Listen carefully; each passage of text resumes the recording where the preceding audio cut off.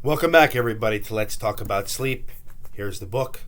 As we inch closer to 1,000 subscribers, once we get there, a lucky viewer will get a signed copy of this, but you got to be in it to win it, so please subscribe. Thank you for everybody who watches and likes these videos and interacts with the channel. Greatly appreciated. So hopefully we'll just keep going with this. And as I always say, these videos are for educational purposes only. What I wanted to talk today was circadian rhythm problems. So circadian rhythm, everybody's heard of that. It means about a day. That's literally what it means. Latin for about a day. So we have things that the body does. Our circadian rhythm is dictated by that, which is temperature, hormonal release, sleep, right? Things of that nature. And while the kind of normal situation is when the sun goes down, our body produces melatonin, and we've talked about this before, and that tells us, okay, it's time to get ready for bed. And then when the sun comes up, the melatonin shuts off, and we're ready for the day. Okay, that's kind of how it is in nature. But there are conditions out there where somebody's body clock does not kind of fit into that paradigm. Okay, and there's really there's four. But we're going to go over two today. Okay, there's delayed sleep phase syndrome and advanced sleep phase syndrome. And basically, in both cases, the body clock, right, the window, as I call it, is shifted, either too early or too late. So delayed sleep phase I tend to see that a lot more. It usually starts in teenage years or late childhood, let's say, and there tends to be a genetic component to it. Okay, so what happens here is that teenagers tend to have a delayed sleep phase anyway, right? It's just part of natural brain maturation, which is why some people actually don't want, or why people are actually pushing for school start times to start later. But that's a separate video. Delayed sleep phase, though, this extends into adulthood and later on, where somebody's body clock does not say, okay, go to bed at 11, wake up at 7, right? No. Their body clock is saying go to bed at 4 a.m. and wake up at 12 p.m.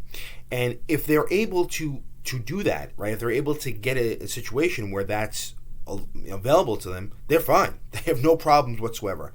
They don't feel tired. They don't have any trouble falling asleep. It's really just them trying to fit into this 9 to 5 or 11 p.m. to 7 a.m. scenario that they get into trouble. And what happens is, I've seen this a lot of times where they'll come to me and say, I have really bad insomnia. When in reality, it's not insomnia. It's, they're getting pounded with drugs and medications and other ways to try to get themselves to force themselves to sleep.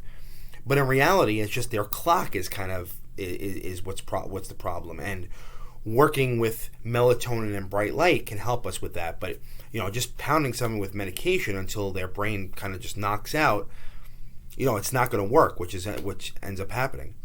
So that's delayed sleep phase. Okay, advanced sleep phase is kind of the other way. So we tend to see this in older people, and what happens there is the person will say, I would love to stay up to the evening time to watch my favorite TV show or whatever, talk to my kids or whatever it is, but they can't because they're falling asleep from, like, let's say 6 p.m. and they wake up at 2 a.m., right? That's a pretty extreme case, but that also is equally problematic for somebody's social life and work life.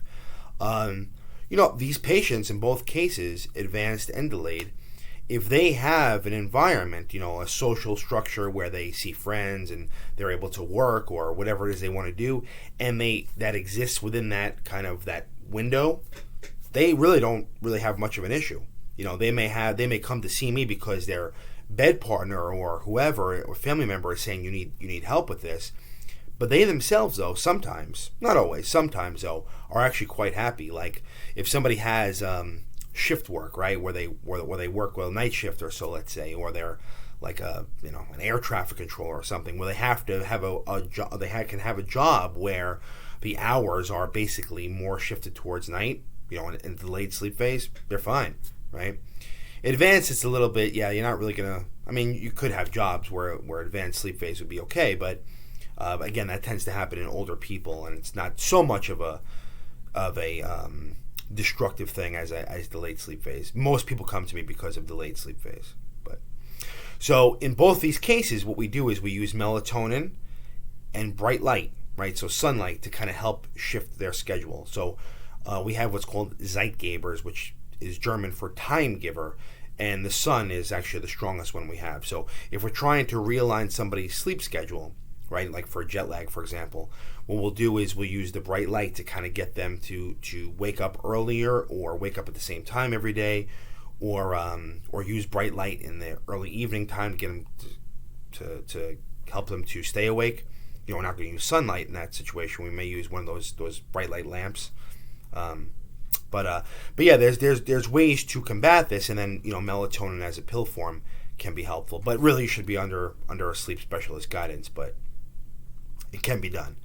Okay, but the idea of just popping Ambien to try to help yourself fall asleep when in reality you don't have insomnia can be problematic. It would be like somebody who normally goes to bed at 11 p.m., wakes up at 7 a.m., if they were to force themselves to go to bed at 5 p.m. every night. You can imagine that'd be pretty hard to do. Okay, so that's what this video is all about.